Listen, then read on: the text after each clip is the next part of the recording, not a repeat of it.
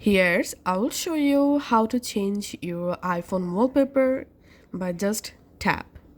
First of all, let's go to our settings. Let's tap on wallpaper and let's add a new wallpaper. Here you have to select photo shuffle and here select photos manually. And now from your gallery go ahead and select multiple photos manually and tap on add. Now tap on this three dot.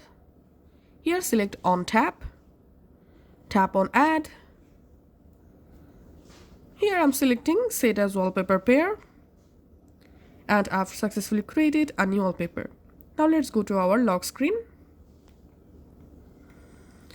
Now I'm tapping on my display.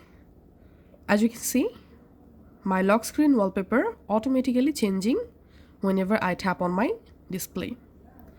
So this is how we can actually do it. Thanks for watching.